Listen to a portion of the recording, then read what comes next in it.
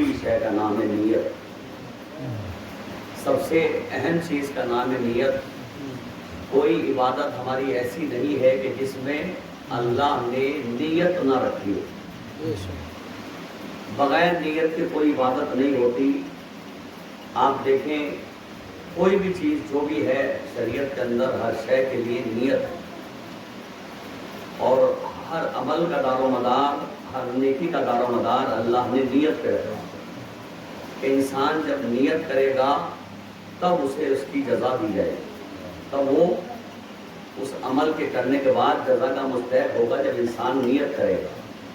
انسان صبح سے لے کر شام تک پیسہ غریبوں میں بانٹتا رہے، دیتا رہے، اس کا دینا ثواب ہے، لیکن صبح سے شام تک غریبوں میں پیسہ بانٹنے والا کبھی بھی خمس سے بری نہیں ہو سکتا. جو پیسہ بانٹ رہا ہے اس کا دینا ثواب ہے، لیکن خمس سے بری نہیں ہو سکتا، اس لیے کہ ابھی اس نے خمس ادا نہیں کیا، چاہے وہ ساری دولت لوٹا دے لیکن اس کا خمس واجب رہے گا. لیکن اگر اس نے خمس ادا کر دیا، نیت کر لی، ادا بھی نہیں کیا، اس نے نیت کر لی کہ میں آنے والی فلاں تاریخ کو خمس نکالوں گا، اور جب خمس نکالوں گا تو جو پیسہ دے رہا ہوں اسے سہم سعادات میں ایڈ کر دوں گا، تو اس نے جو پیسہ دیا ہے وہ سہم سعادات کہلائے گا، صرف نیت کی بنیاد پر. اگر نیت کر لی، گھر سے انسان نکلتا ہے، گھر سے نکلا کہ جا رہا ہوں فلاں جگہ امام بارگاہ پہ جا کے بیٹھوں گا، مثلا گھر سے نکلا تو وہاں جانا اس کا ہی عبادت نہیں ہے، لیکن گھر سے نکلا اور یہ سوچ کے نکلا کہ اگر رضا خانے میں مجلس ہو رہی ہوگی تو مجلس میں بیٹھوں گا، تو گھر سے نکلنا اس کا عبادت کہلایا، اس لیے کہ نیت بدل گئی. تو کوئی عبادت ہماری بغیر نیت کے نہیں ہے، ہر شے کے لیے نیت ہے. آپ صبح اندھیرے ہی اندھیرے اذان کی آواز سن کر آپ کی آنکھ کھلی، اور آنکھ جب کھلی تو آپ اٹھے، آپ نے وضو کیا، گھر سے چلے، حالانکہ آپ وضو کرنے کے بعد جا رہے ہیں، مسجد کی طرف جا رہے ہیں، نماز پڑھنے کے لیے جا رہے ہیں. صبح سویرے اٹھنا اس بات کی علامت ہے کہ آپ نماز پڑھنے جا رہے ہیں، وضو کرنا اس بات کی علامت ہے کہ آپ نماز پڑھنے جا رہے ہیں. لیکن آپ دیکھیں کہ کتنی نازک ہے شریعت کہ اٹھے اسی نیت کے ساتھ، وضو اسی نیت کے ساتھ کیا، گھر سے اسی نیت کے ساتھ نکلے، لیکن اس کے باوجود اللہ کہہ رہا ہے کہ مسجد میں آؤ تو پہلے نیت کرو. اللہ کہہ رہا ہے کہ مسجد میں آؤ تو پہلے نیت کرو، اس کے بعد نماز پڑھو. پروردگار جب اٹھے تھے تو نیت تو تبھی ہو گئی تھی، جب وضو کیا تھا تو نیت تو تبھی ہو گئی تھی. یہ الگ سے نیت کیوں کروا رہا ہے کہ نہیں اب الگ سے نیت کرو؟ اس لیے کہ وضو کرنے کے بعد سے لے کر نماز کے وقت تک اس اتنے وقفے کے درمیان ہو سکتا ہے کہ تم نے کسی سے گفتگو کی ہو سکتا ہے کہ کوئی غلط خیال ذہن میں آ گیا ہو، تو اب نئے سرے سے نیت کرو. اور نیت کیا ہے؟ نیت کے اوپر مجھے چند جملے عرض کرنا ہے. نیت کیا ہے؟ نماز کی نیت کیا کی جاتی ہے؟ نماز پڑھتا ہوں مثلا فجر کی، قربتاً اللہ، توجہ چاہتا ہوں. اب اس کا اردو میں ترجمہ کیا ہے؟ جو عرب گئے وہ تو اچھی طرح جانتے ہیں. قربتاً اللہ، نیت کرتا نماز پڑھتا ہوں فجر کی، قربتاً اللہ، اللہ کی الہ مانے طرف، اللہ کی طرف قربت حاصل کرنے کے لیے. جو اس کا لفظی ترجمہ ہے، الہ مانے ہے طرف کے. لوگ کیا ترجمہ کرتے ہیں؟ نیت نماز پڑھتا ہوں اللہ کی قربت حاصل کرنے کے لیے. تو آپ نے الہ کا ترجمہ کیا کیا؟ توجہ چاہتا ہوں، الہ کا ترجمہ کہاں کیا؟ آپ نے نیت کی نماز پڑھتا ہوں قربت، اللہ کی قربت حاصل کرنے کے لیے، ذہن کے اندر ترجمہ ہوتا ہے. علماء نے یہی ترجمہ کیا. جب آپ کہیں ترجمہ پڑھیں گے اس کا نیت کا تو یہی لکھا ہوا ہے، تو سارے لفظوں کا تو ترجمہ کرو، الہ کا بھی تو ترجمہ کرو. الہ کے معنی، جبکہ الہ کے معنی ہے طرف، یعنی ممبر، ممبر کی طرف، مسجد کی طرف، بارگاہ کی طرف. الہ کے معنی ہے طرف کے. اور اگر نیت یہ کرے کہ نیت نماز پڑھتا ہوں اللہ کی قربت حاصل کرنے کی طرف کے لیے، قربت اللہ، تو اس کا مطلب یہ ہے کہ ہم نے اللہ کے لیے کسی جگہ کو معین کیا، اس لیے کہ اللہ اگر کسی کی طرف جا رہے ہیں تو اس کا مطلب یہ ہے کہ کہیں سے کہیں جا رہے ہیں، اس کا مطلب یہ کہیں سے کہیں جا رہے ہیں، تو جہاں سے جہاں جا رہے ہیں، جہاں سے جا رہے ہیں وہاں اللہ کو نہیں مان سکتے آپ، ماننا پڑے گا اللہ وہاں ہے کہ جہاں جا رہے ہیں۔ تو اللہ تو کائنات کے ہر گوشے کے اندر ہے، ذرے ذرے کے اندر اللہ چھپا ہوا ہے۔ پھر یہ نیت اللہ نے کیوں کرائی؟ کہ اس لیے کہ اللہ تمہاری نمازوں کا محتاج نہیں، اللہ تمہارے دل کے راز سے واقف ہے، اللہ تمہارے اتنا قریب ہے کہ اتنا قریب کوئی ہو ہی نہیں سکتا، اللہ ہر وقت تم سے قریب ہے، لیکن اس کے باوجود نیت ہو رہی ہے کہ اللہ کی قربت حاصل کرنے کی طرف نماز پڑھتا ہوں، علامہ نے طرف۔ تو یہ قربت کیا ہے؟ اللہ کی قربت، پروردگار وہ جگہ بتا کہ جہاں تو رہتا ہے، اس شخصیت کا نام بتا کہ جو تیری قربت کو جانتا ہو کہ تیری قربت کیا ہے۔ تو جب ہم نے تاریخ اسلام میں پڑھا، بہت توجہ، یہ تھی تمہید، اب یہاں سے بات شروع ہوتی ہے۔ جب ہم نے تاریخ اسلام میں پڑھا تو ہمیں 4 شخصیتیں ایسی ملی کہ جو اللہ کے قریب پہنچی، 4 شخصیتیں ایسی ملی کہ جو اللہ کے قریب پہنچی۔ ہمیں پہلی شخصیت جناب موسیٰ، ہم موسیٰ کے پاس گئے، اللہ کے نبی، آپ اللہ کے قریب گئے، آپ اللہ سے گفتگو کرنے کے لیے گئے، آپ کلیم اللہ کہلائے، آپ کا لقب کلیم اللہ۔ اے اللہ کے نبی بتائیے اللہ کہاں رہتا ہے، اللہ کا قرب کیا ہے؟ جناب موسیٰ نے کہا کہ میں تو اللہ نے مجھے بلایا تو میں کوہ طور پہ پہنچا، اللہ نے مجھے بلایا تو میں کوہ طور پہ پہنچا، اور جب کوہ طور پہ پہنچا تو وہاں اللہ کی آواز آئی، میں نے اللہ سے گفتگو کی، ہم نے پوچھا آواز کہاں سے آئی؟ کہا ایک شجر سے آواز آئی۔ توجہ چاہتا ہوں، انشاءاللہ بہت محظوظ ہوگی جب نتیجہ آپ کو دوں گا۔ کہ ایک شجر سے آواز آئی، ہم نے قرآن میں پڑھا تو شجر کے معنی درخت، شجر کے معنی لکھے درخت، کا درخت سے آواز آئی۔ اللہ نے موسیٰ سے کلام کیا، شجر کے ذریعے سے کلام کیا۔ ہم نے کہا موسیٰ کیا اللہ کو پایا؟ کہ اللہ کو دیکھا نہیں، اللہ کی آواز سنی، آواز شجر سے آئی، پوری دنیا بتا نہیں سکتی۔ اللہ کیا اس بات کا محتاج تھا کہ شجر ہو تبھی بولے؟ ہم نے تلاش کیا کہ کہیں تو ایسا شجر ہو کہ جس سے اللہ بولتا ہو، کہیں تو وہ شجر مل جائے کہ جس سے اللہ بولتا ہو۔ پروردگار کون سا درخت ہے؟ برگد کا ہے، پیپل کا ہے، شیشم کا ہے، آم کا ہے، کون سا درخت ہے کہ جس سے تو بولتا ہے؟ ہم نے درخت تلاش کیا، کہیں درخت نہ ملا۔ اگر سن 2009 میں، اگر سن 2011 میں نجف نہ جاتا تو مجھے وہ درخت نہ ملتا۔ جب میں نجف پہنچا اور نجف میں جانے کے بعد جب مولا کی بارگاہ میں داخل ہونے لگا تو کتاب رکھی ہوئی تھی، میں نے کتاب کو اٹھایا، اب جو زیارت پڑھنا شروع کی تو زیارت کا جملہ ملا، السلام علیکہ یا شجرۃ النداء، اے درخت سے بولنے والے تجھ پر سلام۔ سبحان اللہ، سبحان اللہ، صلوات پر محمد وآل محمد۔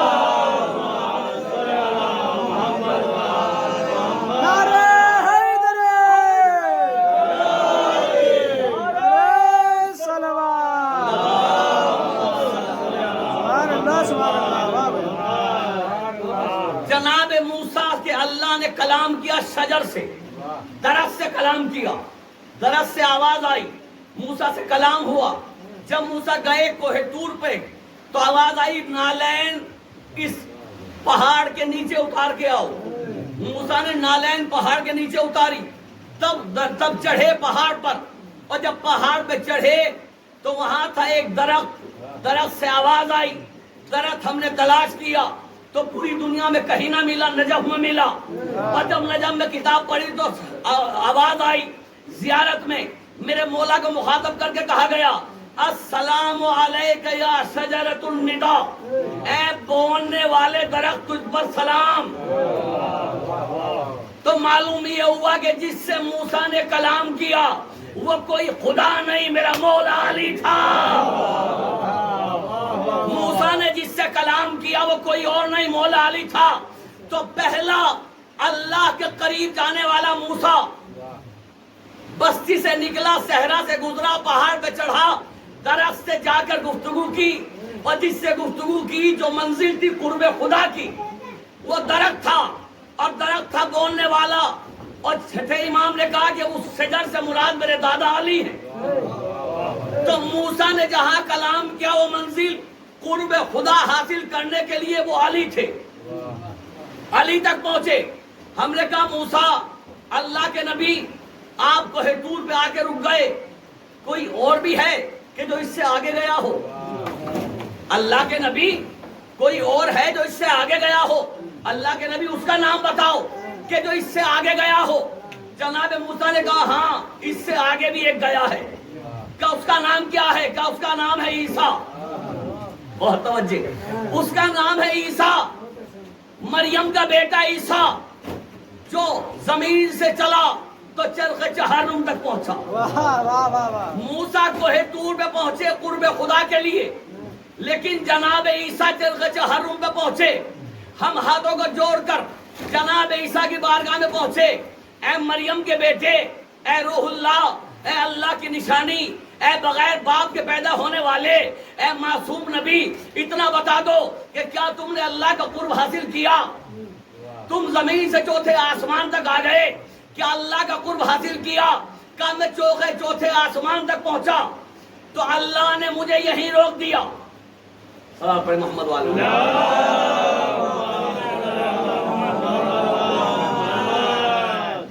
جب میں چوتھے آسمان تک پہنچا تو خدا کی طرف سے حکم آیا عیسیٰ یہیں رک جاؤ اور انتظار کرو, یہیں رک کر انتظار کرو, میں اللہ بھی انتظار کر رہا ہوں, یہیں رک کے انتظار کرو.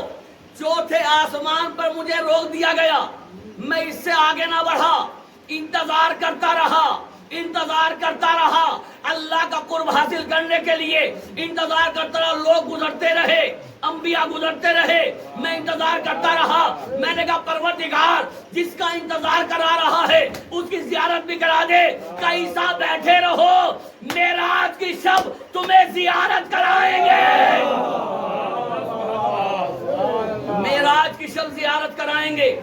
شب معراج آئی تو آخری نبی کی زیارت کی, اور چوتھے آسمان پر مجھے روک دیا گیا, میں اس سے آگے نہیں گیا. کہ عیسیٰ کوئی ہے جو اس سے آگے گیا ہو؟ عیسیٰ کوئی ہے جو تم سے بھی آگے گیا ہو؟ کہاں ایک ملک ہے کہ جسے اپنے پرو پہ بڑا ناز ہے. توجہ, ایک ملک ہے جسے اپنے پرو پہ بڑا ناز ہے, جو سید الملائکہ کہلاتا ہے, جسے لوگ جبرائیل کہتے ہیں. جبریل کو بڑا ناز ہے, جبریل مجھ سے بھی آگے گیا ہے. ہم جبریل کی بارگاہ میں پہنچے, اے سید الملائکہ, اے جبریل امین, آپ بہت دور تک جاتے ہیں, آپ موسیٰ سے آگے چلے گئے, موسیٰ کوہ طور پہ رک گئے, عیسیٰ چرخ چہارم پہ رک گئے, اور آپ عیسیٰ سے آگے جاتے ہیں. کیا آپ نے اللہ کا قرب حاصل کیا؟ اللہ کے قریب پہنچے. کہاں تک پہنچے؟ تو جناب جبریل نے کہا کہ میں تو سدرۃ المنتہا پہ رک گیا, میں تو سدرۃ المنتہا پہ رک گیا, اس سے آگے نہیں جا سکتا. اگر آگے بڑھا تو بالوں پر جل جائیں گے. تو جناب موسیٰ کوہ طور تک پہنچے, جناب عیسیٰ چرخ چہارم تک پہنچے, جبریل امین سدرۃ المنتہا تک پہنچے. ہم نے کہا جبرائیل موسیٰ کوہ طور پہ رک گئے, عیسیٰ چرخ چہارم پہ رک گئے, تم سدرۃ المنتہا پہ رک گئے, تو کیا کوئی اور ہے جو تم سے آگے گیا ہو؟ توجہ, کیا کوئی ہے جو تم سے آگے گیا ہو؟ پہلی جملے پہ توجہ کیجئے گا. جناب موسیٰ نے کوہ طور پہ کلام کیا تو شجر سے اللہ بولا, درخت سے اللہ بولا, اور جب درخت سے بولا اللہ تو چھٹے امام نے کہا کہ جس درخت سے بولا موسیٰ, جس درخت سے کلام کر رہے تھے وہ درخت میرے دادا علی تھے. جناب موسیٰ سے کلام کیا تو درخت کے ذریعے سے اللہ نے کلام کیا. اور چھٹے امام کہہ رہے ہیں کہ اللہ نہیں بلکہ اللہ نے میرے دادا علی کو بھیجا تھا جس سے موسیٰ کلام کر رہے تھے. اسی لیے زیارت کا فقرہ ہے, سلام علیکہ یا شجرۃ النداء, جب جائیں گے زیارت کرنے کے لیے مولا علی کی تو مولا علی کی زیارت کا فقرہ پڑھیں گے آپ. السلام علیکم یا شجرۃ النداء، اے بولنے والے درخت تجھ پر ہمارا سلام. تو موسیٰ کوہ طور پہ رک گئے، عیسیٰ چرخ چہروں پہ رک گئے، آگے بڑھے جبرائیل سدرۃ المنتہا پہ رک گئے. ہم نے کہا جبرائیل کیا کوئی اور بھی ہے جو اس سے آگے گیا ہو؟ کہا ہے، اللہ کا حبیب، اللہ کا نبی اس سے آگے گیا. ہم نے کہا اللہ کے نبی آپ جبرائیل سے بھی آگے پہنچے تو کیا قرب خدا ملا؟ تو جناب رسول خدا کی آواز آئی. جیسے ہی میں سدرۃ المنتہا سے آگے بڑھا اور پردے کے قریب پہنچا، پردے سے جو ہاتھ آیا وہ علی کا تھا. سبحان اللہ سبحان اللہ. سلام پر محمد والے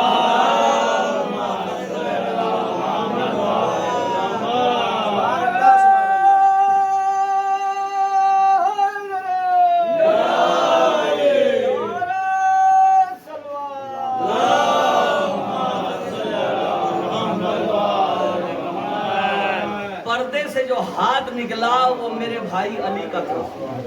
تو نیت کیا کرتے ہیں؟ نماز پڑھتے ہیں فجر کی قربتاً اللہ، اور جہاں جہاں بھی اللہ کی قربت کو تلاش کیا تو علی نظر آیا.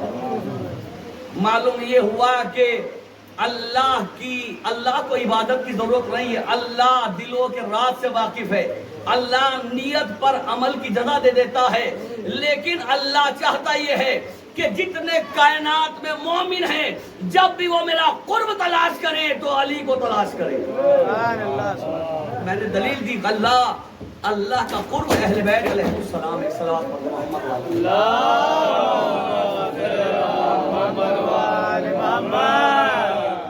ایک اور بات.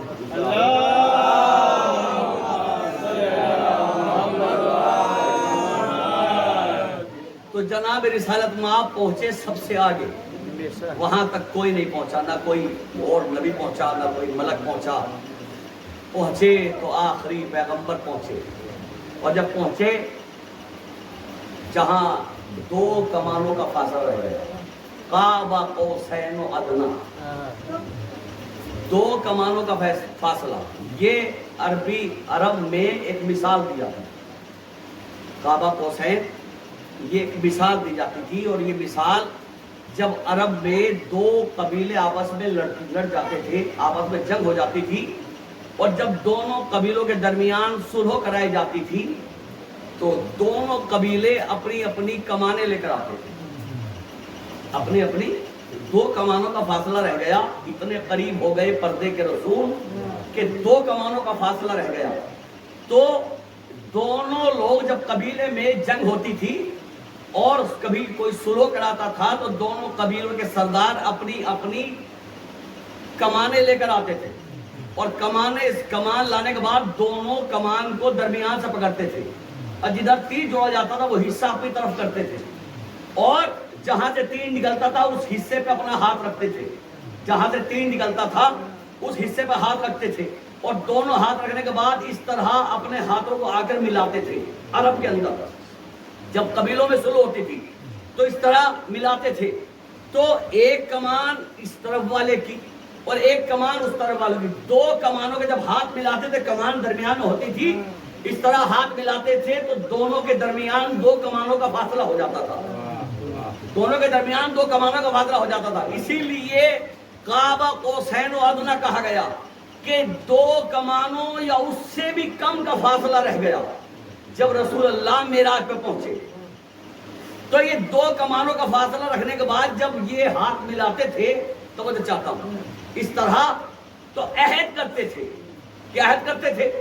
عہد یہ کرتے تھے کہ ہم عہد کرتے ہیں کہ آج کے بعد جو میرا دشمن ہے وہ تمہارا دشمن، جو تمہارا دشمن ہے وہ میرا دشمن، جو تمہارا دوست ہے وہ میرا دوست، جو تمہارا دوست ہے وہ ہمارا دوست. یہ عہد کیا جاتا تھا. قاب قوسین و ادنیٰ کا لفظ رکھا گیا. اس کا مطلب یہ ہے کہ اللہ بتانا چاہتا ہے اے محمد معراج پہ آئے ہو تو جانے کے بعد یہ اعلان کر دو کہ آج کے بعد تیرا دشمن میرا دشمن، تیرا دوست میرا دوست، تیرا مخالف میرا مخالف. جو تیری اطاعت کرے گا وہی میری اطاعت کرے گا، جو تیری اطاعت نہیں کرے گا وہ میرا دوست نہیں ہو سکتا.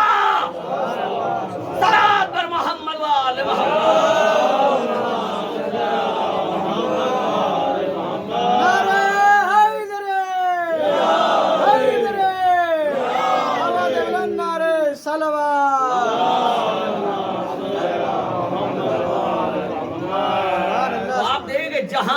रसूल पहुंचे वहां तक कोई फरिश्ता भी नहीं पहुंचा, कोई मलक भी नहीं पहुंचा। ये अजमत है आले मोहम्मद अलैहिस्सलाम की। और फरिश्ते आले मोहम्मद को पहचानते हैं, आले मोहम्मद फरिश्तों को पहचानते हैं।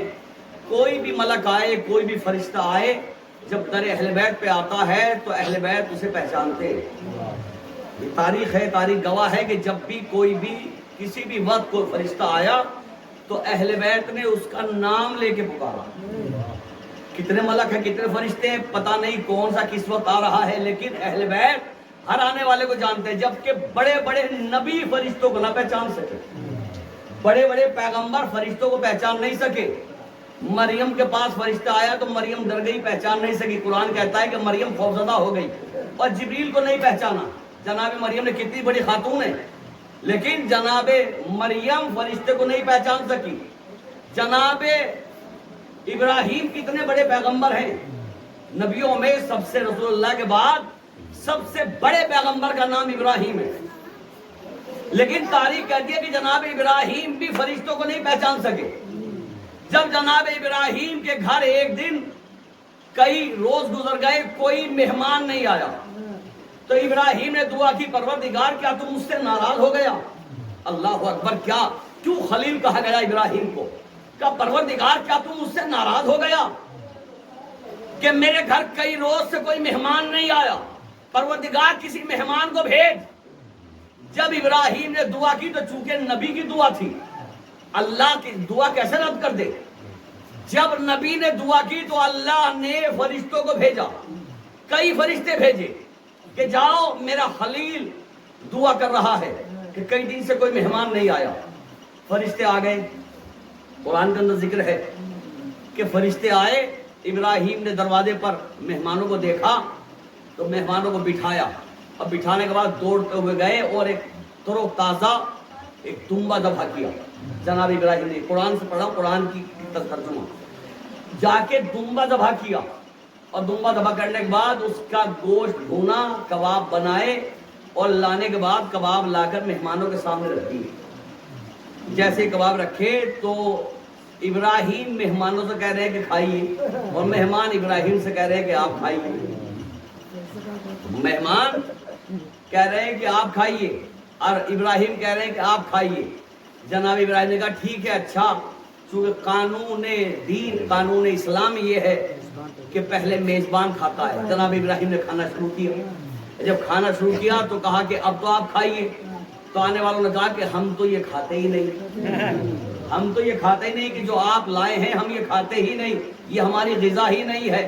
कहा आप खाते नहीं, आपकी ग़िज़ा ये नहीं, तो क्या खाते हैं? कहा हम तो अल्लाह के भेजे हुए फरिश्ते हैं, हम तो अल्लाह के भेजे हुए फरिश्ते हैं।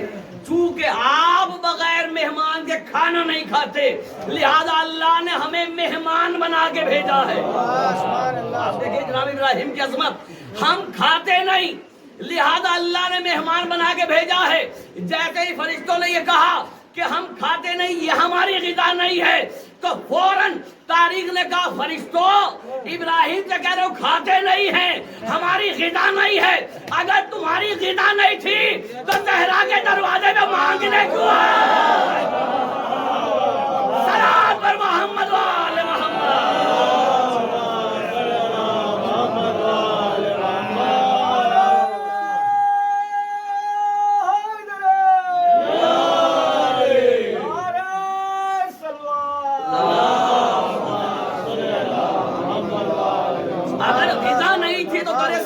मांगने क्यों आए?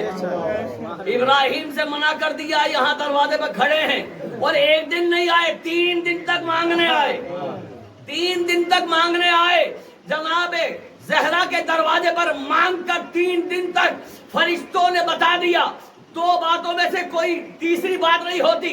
या तो ये मान लीजिए कि जनाब ज़हरा के घर में जो खाना बनता था वो खाना नहीं था जो इब्राहिम के घर में बनता है। जनाब ज़हरा के घर जो खाना पकता था वो रूहानी खाना पकता था, ऐसा खाना जो मलक भी खा सकते हैं। या फिर ये मान लीजिए कि अल्लाह फरिश्तों का गुरूर तोड़ना चाहता था कि वहां नहीं खाया, यहाँ मांगना पड़ेगा।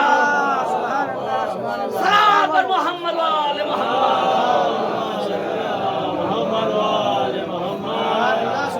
ये दरे सैयदा की अजमत है और कोई मामूली नबी नहीं है जनाब इब्राहिम, बड़े साहिब अजमत नबी हैं।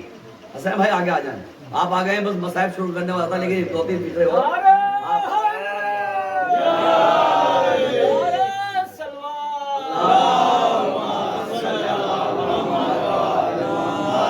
دیگر باوازے بلند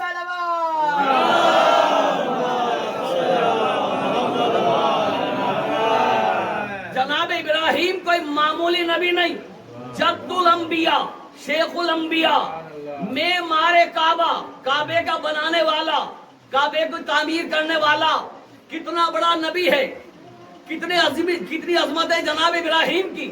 वो शिकन भी हैं, नबी भी हैं, रसूल भी हैं, इमाम भी हैं, इतनी बड़ी अजमतें लिए हुए जनाब इब्राहिम। और तारीख कहती है कि इन सारी अजमतों के बावजूद अल्लाह ने खलील इसलिए कहा कि इब्राहिम बहुत बड़े मेहमान नवाज थे। खलील कहते हैं दोस्त को, इब्राहिम खलील खुदा थे, दोस्त थे अल्लाह के। और ये हदीस है कि जब भी कोई सवाल करने वाला किसी से सवाल करता है तो सवाल करने वाले के हाथ पर अल्लाह का हाथ होता है। जब कोई मांगने वाला किसी से मांगता है, सवाल करता है, तो इसीलिए हुक्म है हमारे यहाँ कि जब भी कोई सवाल करे तो जितना भी जो भी दे सकते हो उसे जरूर दो, इसलिए कि नहीं मालूम कि मांगने वाले के हाथ पर अल्लाह का हाथ हो। तो ऐसा नहीं कि अल्लाह नाउज़ुबिल्लाह इतना गरीब है कि तुमसे मांग रहा है, नहीं, बल्कि अल्लाह ये बताना चाहता है कि मैं हर बंदे के साथ हूं, लेकिन जो गरीब है वो अपने आप को वो एहसास कमतरी का शिकार ना हो। अगर गुर्बत आ गई, अगर फकीरी आ गई, गुर्बत आ गई, तो एहसास कमतरी का शिकार ना हो कि फला मालदार है, हम गरीब हैं। अरे इस बात का एहसास न करना, इसलिए कि अल्लाह आदिल है। जो यहाँ अमीर है हो सकता है कि आखिरत में गरीब हो, और जो यहाँ गरीब है हो सकता है कि आखिरत में अमीर हो। और फिर अल्लाह हदीस ये मिली कि गरीब के हाथ पे अल्लाह का हाथ होता है, ये हदीस नहीं मिली कि अमीर के हाथ पे अल्लाह का हाथ होता है। गरीब के हाथ पे अल्लाह का हाथ होता है, और जो गरीब को अता करता है अल्लाह देने वाले के माल में भी बरकत का पैदा करता है, लेने वाले के माल में भी बरकत पैदा करता है। तो जनाब इब्राहिम का कमाल ये था कि आपके पास से कभी भी कोई मायूस नहीं पड़ता, जरूर अता करते थे। एक दिन जनाब इब्राहिम के घर में कई दिन का फाका था, कई दिन से घर में कुछ नहीं थे, और इब्राहिम परेशान थे, कहीं से कुछ मेहनत मजदूरी भी नहीं मिल रही थी। तारीख कहती है कि जनाब इब्राहिम इस बात से खौफजदा थे कि घर में खाने के लिए कुछ है नहीं, कहीं ऐसा ना हो कोई मेहमान आ जाए, ऐसा ना हो कोई मेहमान दरवाजे पर आ जाए। जिस बात का इब्राहिम को खौफ था, डर था, वही हुआ। इब्राहिम के दरवाजे पर मेहमान आ गए। जब मेहमान आ गए तो जनाब इब्राहिम की जोजा ने, जनाब इब्राहिम की जोजा भी बहुत नेक और पारसा औरत थी, और जनाब इब्राहिम की तरह वो भी बहुत मेहमान नवाज थी। जोजा ने कहा, अल्लाह के नबी मेहमान आ गए, घर में कुछ नहीं है, जाइए और खाने का इंतजाम कीजिए। जनाब इब्राहिम घर से निकले और जितने मिलने वाले थे, जहाँ जहाँ भी जा सकते थे, हर जगह पहुँचे। कहीं से जनाब इब्राहिम का मसला हल ना हुआ। अब जब घर वापस पलटने लगे तो शर्मिंदगी थी कि घर जाऊंगा खाली हाथ, तो मेहमान घर पे बैठे हुए, क्या करूंगा। जब घर चलने लगे तो देखे क्यों अल्लाह खलील खुदा है, मासूम पैगंबर है, अल्लाह नाद उठाता है।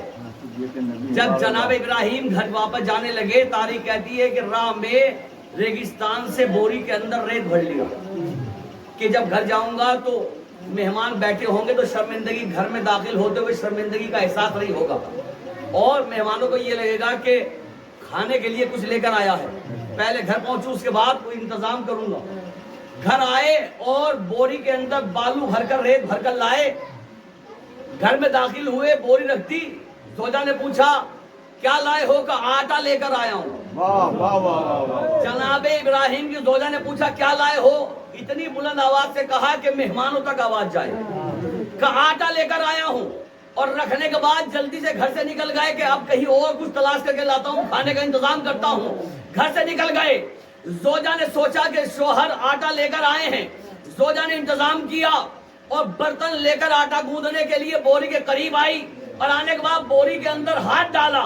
ابراہیم نے بالو بھرا تھا، زوجہ نے آٹا نکالا۔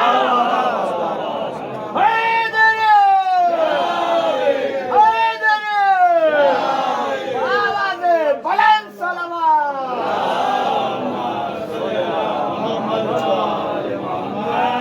ابراہیم نے بالو بھرا تھا، زوجہ نے آٹا نکالا۔ یہ بالو کو آٹا کس چیز نے کیا؟ یہ بالو کو آٹا کس چیز نے کیا؟ میں نے ابتدا ہی چیز سے کی ہے، یہ ابراہیم کی نیت نے کیا۔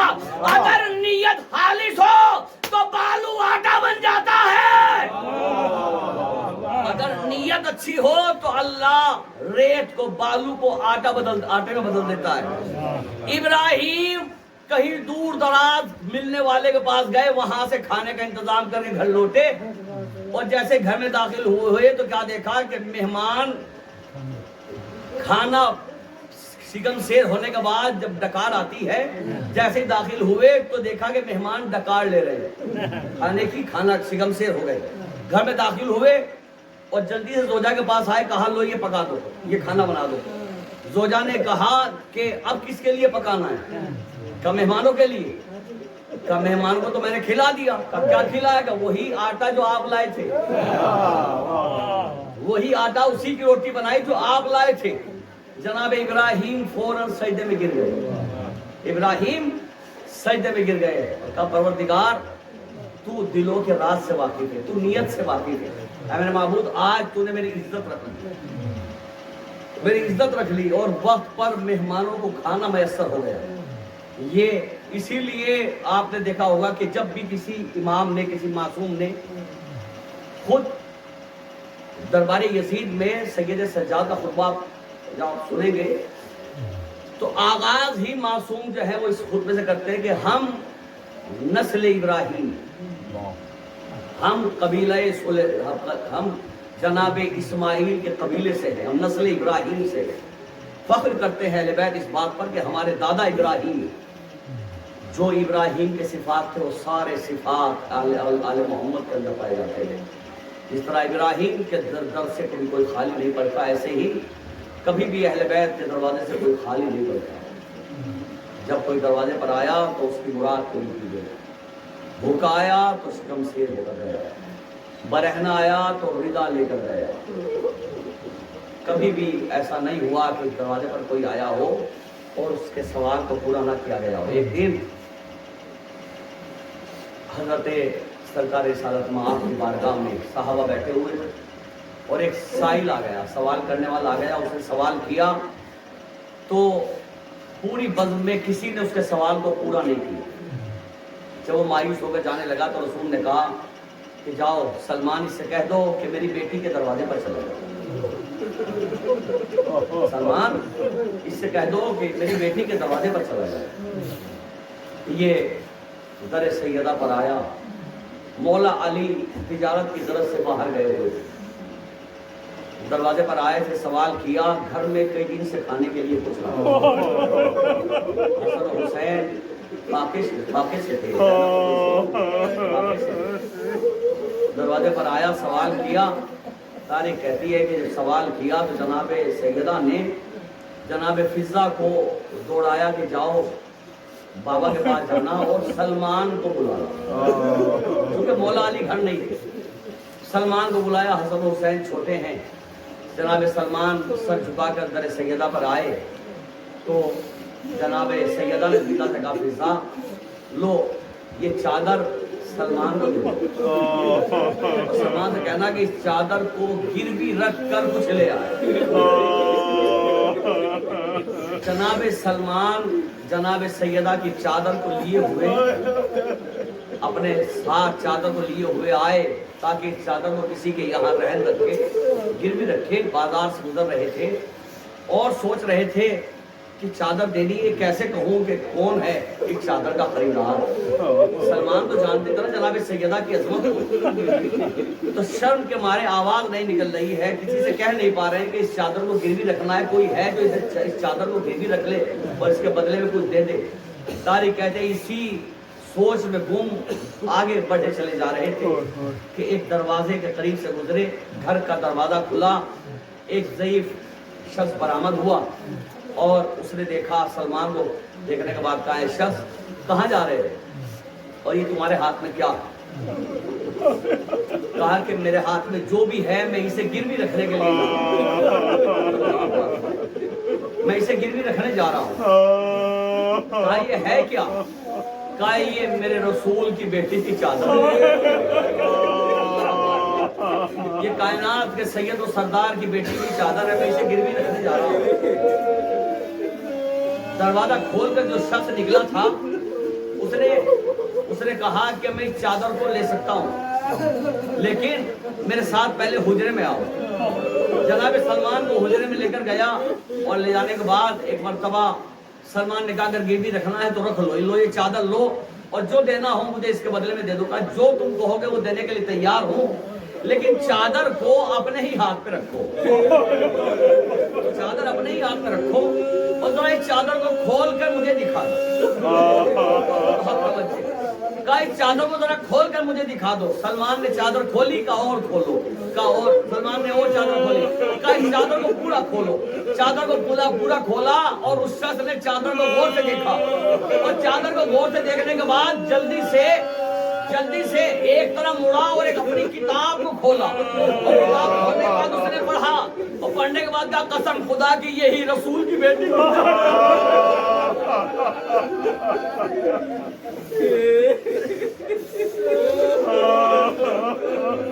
توریت کے اندر چادر کی نشانیاں پڑھی کہ یہی رسول کی بیٹی کی چادر ہے۔ میں نے توریت کے اندر پڑھا ہے کہ رسول کی بیٹی کی چادر کی نشانی یہ ہوگی کہ اس چادر میں 72 پیون ہو، 72 پیون۔ چادر کو ملاحظہ کیا کہ سلمان چادر کو لپیٹ لے، چادر کو لپیٹا، جو قیمت سلمان نے کہی وہ قیمت دی۔ قیمت لینے کے بعد سلمان نے کہا یہ چادر رکھ لو، اگر یہ چادر میں نہیں رکھوں گا بلکہ مجھے اپنے رسول کے پاس لے کر چلو۔ جناب سلمان آگے چادر لیے ہوئے پیچھے توریت کا عالم جناب سلمان کے پیچھے رسول کی بند میں داخل ہوئے۔ جناب سلمان نے واقعہ بیان کیا۔ ایک مرتبہ وہ شخص آگے بڑھنے کے بعد رسول اللہ کو سلام کیا۔ رسول نے کہا بھائی جب تو نے پیسے دیے ہیں تو اس چادر کو لے لے۔ کہا نہیں میں نے پیسے اس لیے نہیں دیے کہ میں چادر کو خریدوں، میری کیا مجال کہ میں چادر کو خرید سکوں، میرے اندر تو اتنی بھی ضرورت نہیں کہ میں اسے ہاتھ لگاؤں۔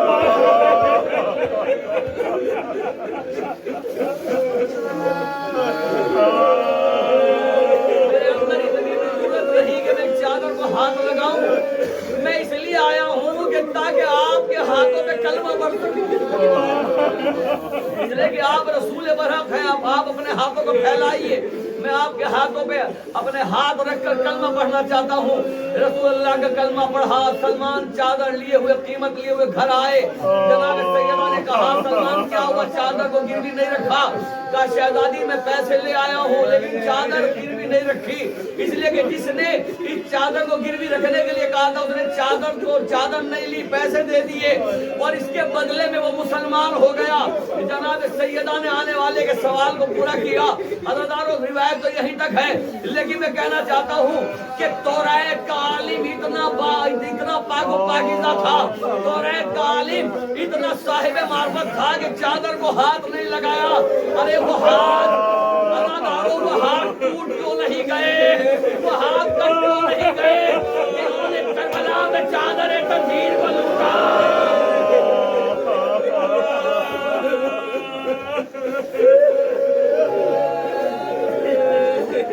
اجرکم علی الحسین، خدا کوئی غم نہ دے۔ اہل بیت کے عزادارو، ایک روایت پڑھوں گا آپ کی عبادت کو تمام کر دوں۔ کربلا کے میدان میں ظالموں نے چادریں لوٹی اور کسی کے ہاتھ بھی نہیں ٹوٹا۔ جناب زینب کے سر سے چادر اتاری، جناب ام کلثوم کے سر سے چادر اتاری، बीवियों के सरों से चादरें उतरती रही, बीवियां वाह मोहम्मदा वालिया की सदाएं बुलंद करती रही। एक बीवी के सर से चादर उतारी, अज़ादारों अगर बीवियों के सर से चादर उतर जाती तो कोई बात नहीं, ज़ैनब इम्तिहान दे रही थी, बीवियां इम्तिहान दे रही थी, लेकिन तारीख करबला गवाह है कि जालिमों ने 4 बरस की बच्ची की चादर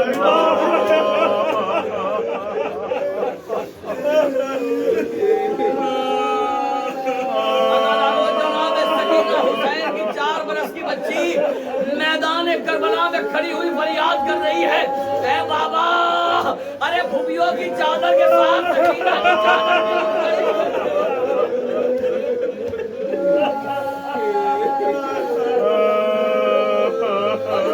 हुसैन खुदा कोई गम न दे सिवाय गम करबला के। करबला से ये लूटा हुआ काफिला चला, मंजिलें तय करता हुआ। तारीख कहती है कि ये काफिला जब कूफे के करीब हुआ तो कूफे का दरवाजा रात में बंद हो चुका था। काफिला कूफे के करीब हुआ। खूली मलऊन, ये वो मलऊन है कि जिसकी 2 ज़ौजा थी, एक मोमिना थी, एक दुश्मन अहले बैत। जो दुश्मन अहले बैत थी वो कूफे के अंदर रहती थी, जो मोमिना थी वो कूफे के बाहर रहती थी। जब रात का अंधेरा हो गया तो इसने सोचा कि अब यही क़याम किया जाए। खूली मलऊन अहले हरम के काफिले से आगे आगे चल रहा था। जिस सरे हुसैन लिए हुए था, सरे हुसैन को कपड़े में छुपाकर अपने मकान के दरवाजे पर आया कि जहां इसी ज़ौजा जो मोमिना थी, मोमिना ने दरवाजा खोला, शोहर को देखा। जैसे ही अंदर दाखिल होने लगा तो एक मरतबा मोमिना ने रोक लिया और रोकने के बाद कहा कि आपने मुझसे कहा था कि मैं एक अजीम महाज पे जा रहा हूँ और तुमने कहा था कि दुआ करना अगर मैं महाज से खैरियत से वापस लौटा तो जो तुम मांगेगी वो अता करूंगा। अब आप वापस लौट आए, अब आपने जो वादा किया तो उस वादे को पूरा कीजिए। खूली ने कहा ये बता कि क्या मांगना चाहती है। एक मरतबा उसने कहा कि आप तो अच्छी तरह जानते हैं कि मुझे मदीने से आए हुए एक ज़माना आपको अच्छी तरह जानते हैं कि मुझे मदीने से आए हुए एक ज़माना गुजर गया। अरे जब से मदीने से आई हूँ तब से मैंने अपनी शहजादी ज़ैनब की ज़ियारत नहीं की। न जाने मेरे आका हुसैन की हालत में होंगे। जब मदीने से चली थी तो मेरे आका ने वादा किया था कि हम तुम्हारे घर जरूर आएंगे, लेकिन अभी तक मेरे मौला घर नहीं आए। मेरा दिल बैठा जा रहा है, मेरा दिल परेशान है। ऐ खूली, तूने वादा किया था कि जो मांगेगी वादा करूंगा। ऐ मैं तुझसे कुछ नहीं मांगती, बस मुझे मदीने जाने की इजाजत दे। मुझे मदीने जाने की इजाजत दे दे। खूली ने कहा मदीने जाकर क्या करेगी? कहा मैं अपने शहजादे की ज़ियारत करूंगी, मैं अपनी शहजादियों की ज़ियारत करूंगी। खूली ने कहा ठीक है, मैं तुझे इजाजत दे दूंगा, मुझे अंदर आ जाने दे। शोहर अंदर आया, ज़ौजा ने दरवाजे से हटकर इजाजत दी। खूली मलऊन घर में दाखिल हुआ, जल्दी से आगे बढ़कर सरे इमाम हुसैन को तंदूर के अंदर रखा। जिस तंदूर में रोटियां पकाई जाती थी, तंदूर में सर को रखा। हुजरे में आया, ज़ौजा ने खाना का एहतमाम किया। खाना खाने के बाद मलऊन थका हुआ था, सो गया। जनाबे तारीख कहती है कि खूली की ज़ौजा रात की तारीकी में अचानक खूली की ज़ौजा ने ख्वाब में देखा, नाम है जनाब नवार, ये जनाब ज़ैनब की शागिर्दा है, कुरान जनाब ज़ैनब से पढ़ा है। बच्चों को अपने आगोश में खिलाया है, अली अकबर को अपनी आगोश में खिलाया है, जनाब ज़ैनब की शागिर्दा है। तारीख कहते जनाब नवार अपने बिस्तर पे लेटी हुई थी कि अचानक आलम ख्वाब में देखा कि आसमान का सीना चाक हो गया, आसमान से हमारियां उतरना शुरू हुई, हमारी घर के अंदर उतर रही थी और हमारी से बीबियां निकल रही थी। और वाह हुसैना, वाह मोहम्मदा, वाह हुसैना की सदाएं बुलंद थी कि इतने में एक ऐसी हमारी उतरी कि जिस हमारी से एक बीबी बरामद हुई कि जिसे 2 बीबियां एक दाहिनी जानिब से पकड़े हुए थी, एक दाईं जानिब से थामे हुए थी। वो बीबी कह रही थी हाय मेरा हुसैन, हाय मेरा हुसैन। जनाब नवार की आंख खुल गई, जल्दी से हुजरे से बाहर आई, सहने खाना में आई तो تو کیا دیکھا کہ آسمان سے زمین تک ایک نور کا حالہ ہے ادادارو ارے جناب نواب نے سوچا کہ آج میں نے شاید تندور کو تندور بجھانا بھول گئی جلدی سے دوڑ کر تندور قریب آئی تو تندور میں ڈھکن ڈھکا ہوا تھا لیکن نور تندور سے نکل رہا تھا جب تندور ہٹایا تو کیا دیکھا کہ تندور میں ایک سر ہے کہ جو تلاوت کلام پاک کر رہا ہے جناب نواز نے سر کو اٹھایا اٹھانے کے بعد جلدی سے حجرے میں آئی گلاب سے چہرے کو دھلانا چاہا چہرے کو دھلایا اور دھونے کے بعد ایک مرتبہ چہرے کو ملاحظہ کیا اور کہتی ہے سر ارے تیری آنکھوں کی آنکھیں دھسی ہوئی ہیں اور تیری آنکھیں بتا رہی ہیں کہ تیرے سامنے تیرا کڑیل جوان بیٹا مارا گیا تیرے سامنے تیرا کڑیل جوان بیٹا مارا گیا جناب نواز چہرہ صاف کر رہی ہے اچانک گلے کی رگوں پہ ہاتھ پڑ گیا اور ایک بندہ گلے کی رگیں دیکھ کر کہتی ہے اے سر ارے لگتا ہے تجھے کئی دن کا بھوکا پیاسا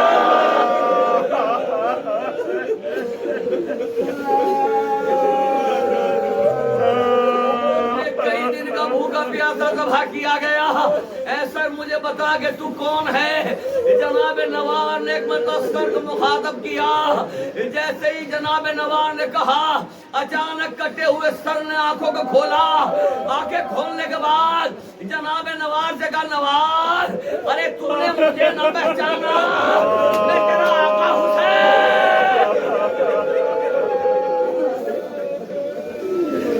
اے نواز میں تیرا آقا حسین اے نواز میں نے وعدہ کیا تھا میں تیرے گھر ضرور آؤں گا ایک بندہ نواز نے کہا مولا آپ نے وعدہ کیا تھا لیکن آپ نے یہ بھی تو کہا تھا کہ اکیلا نہیں آؤں گا اپنے پورے گھر کو لے کر آؤں گا سر سے آواز آئی نواز اپنے گھر کے باہر نکل کے دیکھ علی کی بیٹیاں اے نواز اگر چادر ہو تو زینب کو چادر دے دے اے نواز کربلا میں ہمارا